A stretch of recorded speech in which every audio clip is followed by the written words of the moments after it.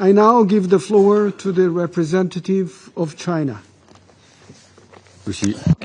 President, I thank Secretary General Guterres for his briefing. Allow me to make 4 points. First, dialogue and negotiations remain the fundamental path forward.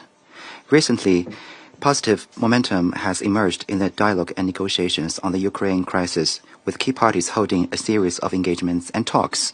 However, significant differences remain in their positions and demands.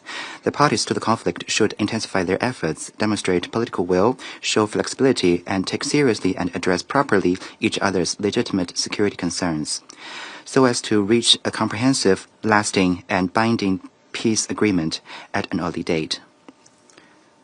Second, promoting de-escalation is a pressing priority. At present, there are no signs of a halt to hostilities on the ground. The parties to the conflict continue to carry out large-scale drone and missile attacks, and substantial quantities of arms and ammunition continue to flow into the battlefield.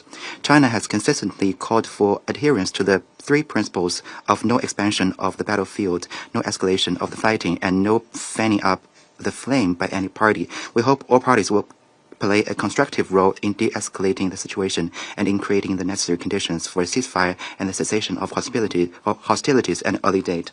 Third, alleviating the humanitarian crisis is a moral imperative.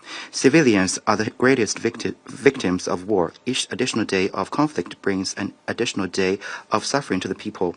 The parties to the conflict should exercise restraint, strictly abide by international humanitarian law, and refrain under all circumstances from attacking civilians and civilian infrastructure, and avoid the use of WMDs.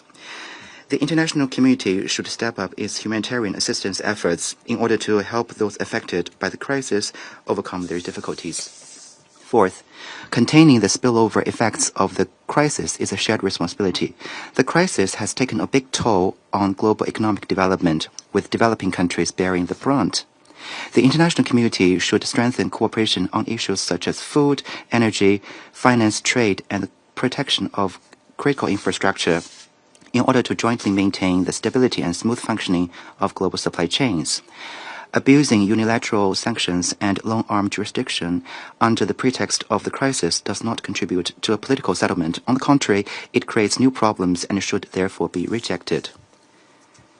President, since the first day of the crisis, China has been upholding an objective and impartial position, calling for a ceasefire and cessation of hostilities, and advocating for peace talks towards a political settlement.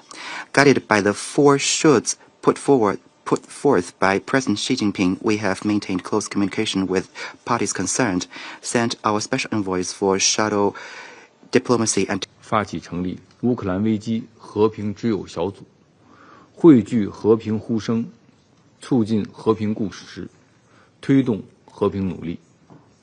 中方愿同国际社会一道，继续为推动危机的早日政治解决发挥建设性作用。谢谢主席。I thank the representative of China for the statement.